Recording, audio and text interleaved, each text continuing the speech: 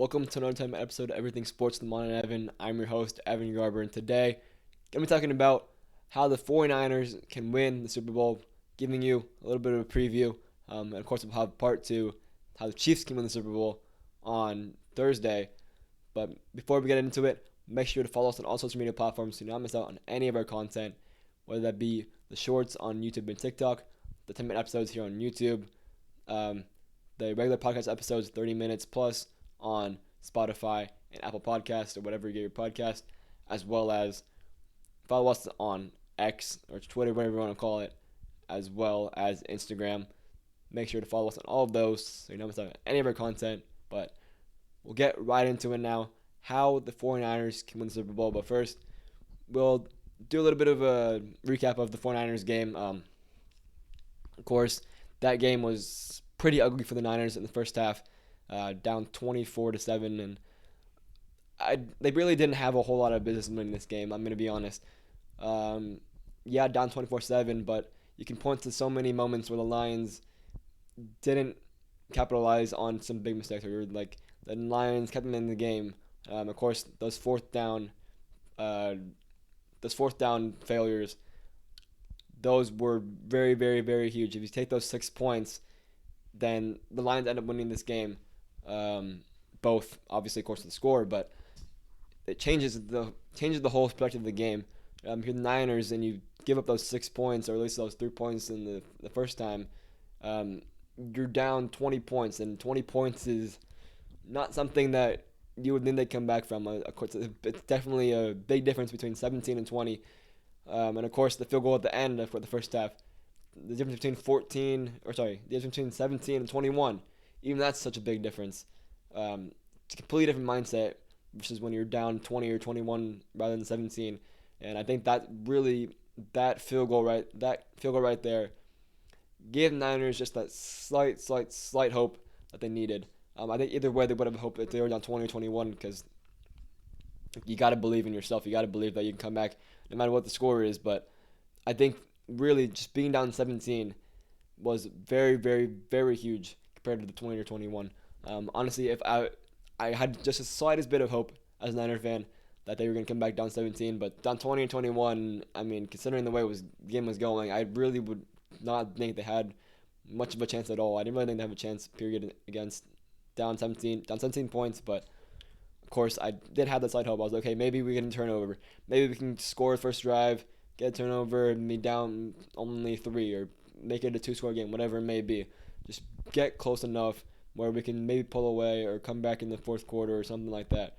Just give us a chance. And of course, the 49ers did capitalize on that. And you also had that missed interception by the Lions, and I think that was definitely a big, huge play, because if the Lions do come down with an interception on that Brandon Ayuk insane catch, then it's a completely different ball game. Niners don't score a touchdown there. Niners probably don't come back. They don't really have a whole lot of momentum on their side, but once you have that catch, you score a touchdown, you have all the momentum in the world. And I know a lot of people don't like momentum. They don't believe in momentum. They don't believe it's really a thing, but it definitely is really a thing. And when you get that crowd on your side, definitely changes your whole perspective on the game. You definitely feel like, okay, there's actually a chance. You have a very, very good chance to win this game. And that's why I wasn't a huge fan of Dan Campbell going for it on fourth down in the second time. Clearly, the momentum on the Niners side. Clearly, you don't have much momentum on your side, and just take the 3 points to tie the game. I really don't understand why you don't take 3 points there and tie the game, or even chance at 3 points to tie the game. I mean, if you miss it, then yeah, okay. Then you probably same thing happens. Probably most likely. Now you get down to a touchdown, and then you score a touchdown at the end, but then it's too late by then. But you got to give yourself at least a chance to in this game. You got to kick that field goal, tie it up, rely on your defense to go out there and stop them. If they don't stop them, then you know that you have a chance to go down the field and score a touchdown, which they didn't exactly do that. So it could have been overtime if they did kick that field goal. And I don't know if you win in overtime, but I mean, at least give yourself a chance. I don't really know what Dan Campbell was thinking there. I know he's been aggressive all season. I respect him for that. Sticking with that the whole season. I respect him a whole lot for that. But man, oh man, you definitely in the situation you gotta be smarter and just kick that field goal. But I don't know. It's gonna be very very tough for the Niners to win this game, Super Bowl game.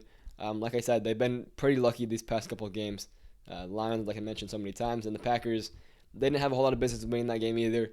They got lucky, and Brock Purdy, of course, led that game-winning drive at the very end, but they really didn't have a whole lot of business winning this game. And I think when you go against the Chiefs and you have those mistakes, or um, you have lack of mistakes, I guess, from the Chiefs side, then it's going to be very, very tough for the win because Mahomes is not going to make a whole lot of mistakes. Checo, or the whole offense won't make a lot of mistakes. The only mistakes you're probably going to get are the drop passes, of course, and um, maybe a fumble or two from Pacheco. Like, it's really all you're going to get. And, of course, the Niners, if they make mistakes, if Brock Purdy throws a couple bad balls, then the Chiefs team will capitalize on it. If he turns the ball over, then it's pretty much game over. Mahomes will score, and you're not looking. And Mahomes not gonna look back. Like if you turn the ball over in this game, then it's over. I think. Um, so you have to limit the turnovers, and of course the run game is going to be the biggest part of this game. Um, the Niners, they are the third best rushing offense versus the Chiefs' 18th rushing defense. But so yeah, in order to win this game, you have to establish the run. You have to make sure you can keep Mahomes off the field. If you have to pass the ball, like you can't establish the run game, you force Purdy to pass, then you're not going to keep Mahomes off the field. Mahomes is going to be on the field a good amount of time, and of course Purdy can throw the ball very well. We know what he can do. We know he can live the big moments. He can go get that one game-winning drive. He can lead the team from a comeback. Um, he's proved time in time out that he can do it in the big moments. So I'm not going to say that forcing Purdy into throwing situations is going to be very, very bad, but it's going to be very, very tough to keep up with Mahomes in a shootout. You can't establish the run game. You have to establish the run game, keep Mahomes off the field as much as possible, and give yourself a chance in this game. And on the other side, though, too, the rushing defense for the Niners is third in the NFL versus the Chiefs' 19th rushing offense in the NFL. And I know that doesn't say a whole lot of that's not exactly the most accurate stat, I guess you can say, considering what happened for the Niners in the Lions and Packers games. They got absolutely obliterated on the run. Um, and if you're Niners, you have to limit those explosive run plays because if you get Isaiah Pacheco going, then it's game over. Because you got Isaiah Pacheco going, you got Mahomes just slinging the rock to everyone, to Kelsey, to Rasheed Rice, to whoever. I mean, you're not gonna win that game, so you got to bottle up the run as much as possible. Force Mahomes in passing situations, and when you do force Mahomes in passing situations, you have to go around. You have to contain him. Otherwise, you're not gonna win this game because a lot of the plays that Mahomes gets, all the big plays that Mahomes gets, it's outside the pocket because he gives so much time, creates time for those wide receivers to get open, and he just slings the rock down to Kelsey, slings the rock down to whoever it may be, and for like 20, 30 yards, and that in that point, you're not gonna stop them. You're not gonna hold Kelsey or Rasheed Rice or any of those guys, especially with Patrick Mahomes.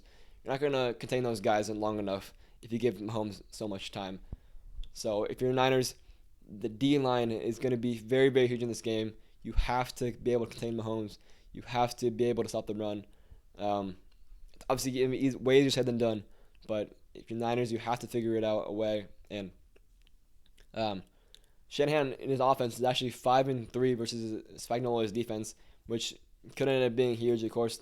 But I think he's 1-2 with the Niners though, with the Spags versus Spag defense, and of course one of those losses came in the Super Bowl. So if you're Shanahan, you got to figure out a way to stop Spagnuolo's defense because as we've seen recently, the O line has struggled a bit, struggled against the Lions, struggled against the Packers, and Brock Purdy had to scramble a ton this past game against the Lions, and you don't really want that if you're Purdy. If the Niners, of course, Purdy looked great scrambling out of the pocket, but also that pressure got to Purdy a good amount of time, where Purdy threw a bad ball or got tipped or something. Those are the mistakes that Mahomes and the Chiefs are going to capitalize on. So you got to limit that somehow. I don't really know how you're going to do that. It is definitely big that Hugh is out of this game after the season, obviously, but after the game, there's only one game left. But that's going to be a pretty big factor for the Kansas City Chiefs. So you got to be able to stop Chris Jones and the rest of that D line if you're the Niners. Like I said, you got to keep Mahomes off the field. So I think the Niners definitely do have a chance to win this game, but a lot of things I believe have to go right. They have to run the ball well, have to limit Mahomes somehow. And also another thing I didn't mention, they're likely gonna have home field advantage. Home field advantage. I mean, yes, it's in Allegiant Stadium in Las Vegas, but you're gonna have probably more Niner fans than you do Chiefs fans, and just having that sense of home field advantage is very, very, very huge, especially in a big game like this. Um, if you get the crowd on your side, then you're gonna rally around them, and I think that's partially how the Niners were able to come back from that 24-7 loss or 24-7 deficit.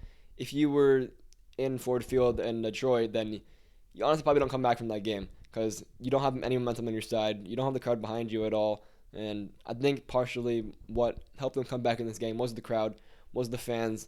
Once you got those fans riled up, once you got those fans energized, then you finally felt like you're back in this game. You finally felt like you had a really, really, really good chance to come back in this game, and that's exactly what they did. They came back in the game. They rallied around the fans, and of course heading to the Super Bowl now. But it will be a very, very tough Super Bowl, like I said. But Niners, if they play the cards right, that they can definitely have a very, very good shot to win the Super Bowl. But it's gonna be very, very, very tough. Let me know, guys. Takedowns below. Who do you guys think will win the Super Bowl, and how?